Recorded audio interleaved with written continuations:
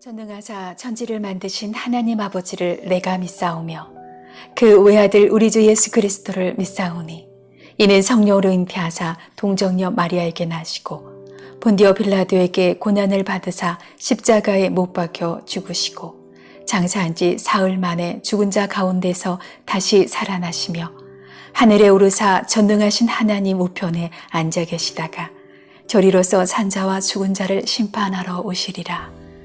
성령을 믿사오며 거룩한 공예와 성도가 서로 교통하는 것과 죄를 사하여 주시는 것과 몸이 다시 사는 것과 영원히 사는 것을 믿사옵나이다.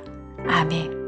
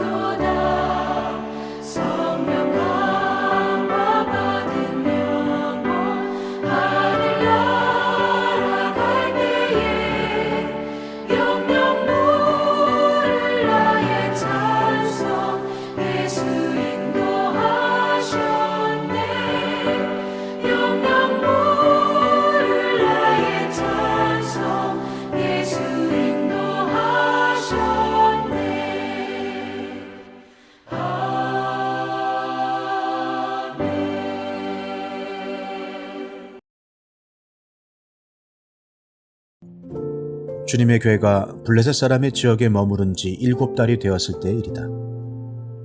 블레셋 사람들이 제사장들과 점쟁이들을 불러놓고 물었다. 우리가 이스라엘 신의 괴를 어떻게 해야 좋겠습니까? 우리가 그것을 어떤 방법으로 제자리에 돌려보내야 하는지 알려주십시오. 그들이 대답하였다. 이스라엘 신의 괴를 돌려보낼 때 그냥 보내서는 안 됩니다. 반드시 그 신에게 속건 제물을 바쳐야 합니다. 그러면 병도 나을 것이고 그 신이 왜 여러분에게서 형벌을 거두지 않았는지도 알게 될 것입니다. 사람들이 다시 그 신에게 무슨 속건 제물을 바쳐야 좋겠습니까? 하고 물었다. 그들이 대답하였다. 블레셋 통치자들의 수대로 금으로 만든 악성 종양 모양 5개와 금으로 만든 쥐의 모양 5개를 바쳐야 합니다. 여러분과 여러분의 통치자들이 모두 똑같이 재앙을 당하였기 때문입니다. 그러므로 여러분은 악성 종양 모양과 이 땅을 해치는 쥐의 모양을 만들어서 바치고 이스라엘의 신에게 예를 차리십시오. 그러면 그분이 혹시 여러분과 여러분의 신과 여러분의 땅을 내리치시던 손을 거두실지도 모릅니다. 왜 여러분은 이집트 백성과 이집트의 왕 바로처럼 고집을 부리려고 합니까? 이집트 사람이 이스라엘 사람을 가게 한 것은 주님께서 그들에게 온갖 재앙을 내리신 뒤가 아니었습니까? 그러므로 이제 새로 수레를 하나 만들고 아직 멍에를 메어본 일이 없는 어미소 2마리를 끌어다가 그 수레에 메우고 그 송아지들은 떼어서 집으로 돌려보내십시오. 그런 다음에 주님의 궤를 가져다가 그 수레에 싣고 여러분이 궤를 가져온 허물을 벗으려면 속건제물로 보내는 금으로 만든 물건들은 작은 상자에 모두 담아 궤 곁에 두고 그 소 2마리가 가고 싶은 대로 수레를 끌고 가도록 하십시오. 두고 보다가 그 소가 그 궤가 본래 있던 지역인 베세메스로 올라가면 이렇게 큰 재앙은 그분이 직접 우리에게 내린 것입니다. 그러나 소가 다른 곳으로 가면 그것은 그분이 우리를 친 것이 아니라 우리가 우연히 그런 재앙을 당한 것임을 알 수 있습니다. 그래서 사람들은 시키는 대로 새끼에게 젖을 빨리는 암소 2마리를 끌어다가 수레를 메우고 그 송아지들은 우리에 가두었다. 수레에는 주님의 궤를 싣고 금지와 그들의 악성 종양 모양을 본떠서 만든 물건들도 상자에 담아 실었다. 그 암소들은 베세메스 쪽으로 가는 길로 곧장 걸어갔다. 그 소들은 큰 길에서 오른쪽으로나 왼쪽으로나 벗어나지 않고 울음소리를 내면서 똑바로 길만 따라서 갔고 그 뒤로 블레셋 통치자들이 베세메스의 경계까지 따라서 갔다. 그때 베세메스 사람들은 들에서 밀을 베고 있다가 고개를 들어 궤를 보고는 기뻐하였다. 수레는 베세메스 사람 여호수아의 밭에 와서 멈추었는데 그곳에는 큰 바위가 있었다. 그들은 나무 수레를 쪼개어 장작으로 삼고 그 소들을 번제물로 살라서 주님께 바쳤다. 레위 사람들이 수레에서 주님의 궤와 그 곁에 있는 금으로 만든 물건들이 든 상자를 내려다가 그 큰 바위 위에 올려놓았다.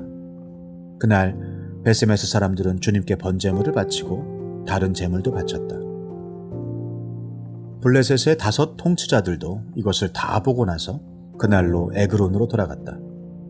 블레셋 사람들이 주님께 속건제물로 바친 악성 종양 모양의 금덩이들은 아스돈 몫으로 하나, 가사 몫으로 하나, 아스글론 몫으로 하나, 가드 몫으로 하나, 에그론 몫으로 하나였다. 금주도 바쳤는데 그 수는 요새화된 성읍과 성곽이 없는 마을 곧 5 통치자가 다스리던 블레셋의 모든 성읍의 수와 같았다. 사람들이 주님의 궤를 올려놓았던 그 큰 바위 곧 베세메스 사람 여호수아의 밭에 있던 그 큰 바위는 오늘까지도 거기에 그대로 있다. 그때 베세메스 사람들이 주님의 궤 속을 들여다보았기 때문에 주님께서는 그 백성 가운데에서 5만 70명이나 쳐서 죽이셨다. 주님께서 그 백성을 그렇게 크게 치셨기 때문에 그들은 슬피 울었다. 베세메스 사람들이 말하였다. 이렇게 거룩하신 주 하나님을 누가 감히 모실 수 있겠는가? 이 궤를 어디로 보내어 우리에게서 떠나가게 할까?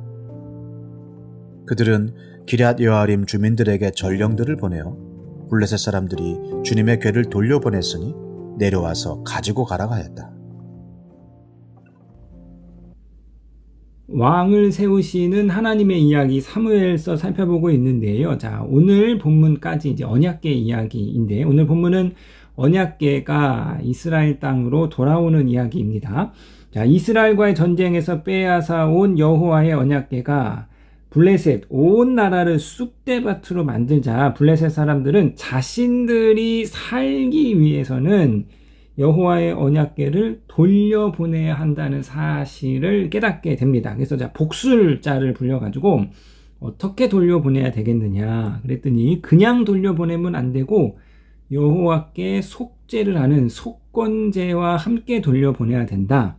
그리하여서 종기와 쥐 형상의 금덩어리와 함께 여호와의 언약궤를 돌려보내는데요. 이 장면은 이제 출애굽의 장면을 생각나게 하는데요. 이스라엘 백성이 출애굽할 때 이집트 사람들에게 금은 보화를 다 받아가지고 나오는 것을 볼 수 있습니다. 더해서 이제 6절에 출애굽 모티브로 이야기하고 있는데요. 자, 자, 6절 보시겠습니다. 왜 여러분은 이집트 백성과 이집트 왕 바로처럼 고집을 부리려 합니까? 이집트 사람이 이스라엘 사람들을 가게 한 것은 주께서 그들에게 온갖 재앙을 내리신 뒤가 아니겠습니까? 자, 우리가 이집트를 타산지석 삼아야겠다. 자, 이집트가 하나님의 말을 듣지 않고 이스라엘 백성을 억압해 두고 있다가 결국은 홀딱 망한 거 아니냐. 우리는 그 이집트처럼 되지 말자. 우리는 바로처럼 어리석은 대가 되지 말고 더 이상 큰 재앙을 겪기 전에 빨리 속건제와 함께 금을 넣어서 여호와의 언약궤를 돌려 보내자. 자, 포로로 끌려갔던 언약궤는 전쟁에서 크게 승리한 개선 장군처럼 종기를 한 몸에 안고 돌아옵니다. 이스라엘은 패했어도 여호와는 승리하셨습니다.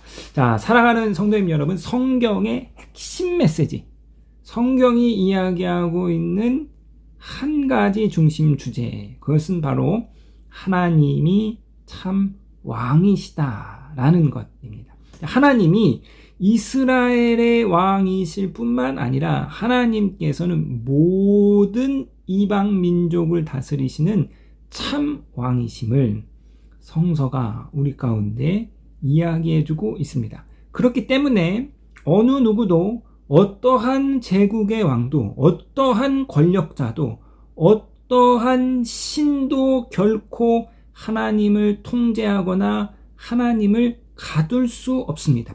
이를 오늘 본문이 다시 한번 우리 가운데 보여주고 있습니다. 그렇기 때문에 가장 어리석은 짓은 온 땅 왕이신 그 하나님께 대적하는 것입니다. 가장 어리석은 짓은 온 땅 왕이신 하나님께 대적하는 것이고, 이러한 대표적인 사람이 바로 이집트의 바로였던 것이죠. 자, 이제 언약궤가 스스로 이스라엘로 돌아왔습니다. 벳세미스에 언약궤가 도착을 했는데요. 자, 그곳 사람들이 언약궤 속을 함부로 보았습니다. 그리하여서 많은 사람들이 죽임을 당했는데요. 자, 언약궤 이야기에서 반복되고 있는 것은 언약궤를 향한 인간의 태도는 언제나 경외함이어야 한다는 것이죠. 언약궤는 하나님의 임재를 상징하기 때문에 함부로 우리의 멋대로 언약궤를 대해서는 안 됩니다. 인간이 하나님을 향한 태도는 언제나 경외함입니다. 하나님은 경배를 받아야 할 분이지 이용당하시는 분이 아닙니다. 하나님은 섬김을 받아야 할 분이지 조종당하시는 분이 아닙니다. 하나님은 예배를 받아야 할 분이지 우리의 지시를 받아야 할 분이 아닙니다. 언약궤 이야기를 통해서 우리가 다시 한번 깊게 깨달아야 할 것은, 하나님은 우리가 두렵고 떨림으로 예배해야 할 경외의 대상임을 다시 한번 기억해야죠. 하나님은 온 땅 왕이심을 우리가 다시 한번 기억하여야 하겠습니다. 자, 이처럼 벳세미스에서 큰 사륙이 있었고, 이로 인해서 이제 언약궤가 기랏 여아림으로 옮겨지게 되고, 거기에서 엘리아살이 거룩하게 구별되어서 여호와의 궤를 지키는 직무를 감당하게 되는데요. 자, 원래 이 언약궤는 실로에 머물렀습니다. 그러니까 이스라엘 땅으로 돌아왔으면 다시 언약궤가 실로에 안치되는 이것이 이제 순리인데요. 학자들이 생각하기에 아마도 그 사이에 실로가 파괴되지 않았나, 이렇게 추측을 하고 있습니다. 이 이야기를 이제 예레미야가 말하고 있는데요. 하나님의 언약궤를 모셨던 그 실로도 하루아침에 황폐해지지 않았느냐. 그러니까 예루살렘, 너희가 성전이 있다고 해서 결코 안 무너지는 것이 아니다. 이런 이야기를 하고 있는 것을 보아서 아마도 언약궤가 떠난 사이에 실로가 파괴되었고, 그래서 이 기랏 여아림의 언약궤가 임시 거처를 마련하게 되었습니다. 그리고 그 뒤로 시간이 흘러서 이 언약궤를 사무엘 하 6장에서 다윗이 드디어 이제 예루살렘으로 입성하는데요. 다윗이 예루살렘을 점령하고 이스라엘의 수도로 삼고, 그리고 가장 먼저 언약궤를 예루살렘 성으로 모셔옵니다. 자, 사랑하는 성도님 여러분, 하나님이 세우시는 왕은 철저하게 하나님의 부왕으로서, 하나님의 대리자로서의 왕입니다. 그렇기 때문에 하나님이 세우시는 인간 왕은 하나님의 뜻을 받드는 왕, 하나님의 뜻에 순종하는 왕, 하나님을 경외하는 왕이어야 하는 거죠. 즉, 하나님 중심의 왕입니다. 하나님을 경외함으로 하나님을 중심에 두는 왕이 되겠다. 이를 상징적으로 보여주는 행위가 바로 다윗이 저 언약궤, 기랏 여아림, 저 변두리에 놓여 있던 하나님의 언약궤를 이스라엘 땅 중심 예루살렘으로 모셔온 것이죠. 사무엘서는요, 다윗과 사울을 대조하고 있는데요, 사울은 언약궤에 전혀 관심이 없습니다. 언약궤에 전혀 신경 쓰지 않습니다. 그러니까 사울 때에 이 언약궤는 그냥 기랏 여아림에 방치되어 있었고, 다윗이 왕이 됐고 나서야 이 언약궤가 예루살렘으로 올라오는 것이죠. 그래서 다윗은 하나님 중심의 왕이었다. 자, 마찬가지입니다. 저와 여러분들도 다윗과 같이 하나님 중심의 삶을 살아야죠. 우리가 사울과 같이 하나님의 능력과 전쟁의 전리품에는 관심을 두지만 정작 하나님이 있는 그 언약궤에는 전혀 무관한 삶을 사는 것이 아니라 우리가 다윗과 같이 하나님 중심의 삶을 살아야 하겠습니다. 하나님 중심의 삶이란 교회 중심의 삶이요, 예배 중심의 삶이요, 말씀 중심의 삶입니다. 그리하여서 자, 우리가 교회 중심, 예배 중심, 말씀 중심의 삶을 삶으로 하나님을 우리의 삶 한 중심의, 내 삶 한 중심의 왕으로 모시는 저와 여러분이 되시기를 주님의 이름으로 부탁드리겠습니다.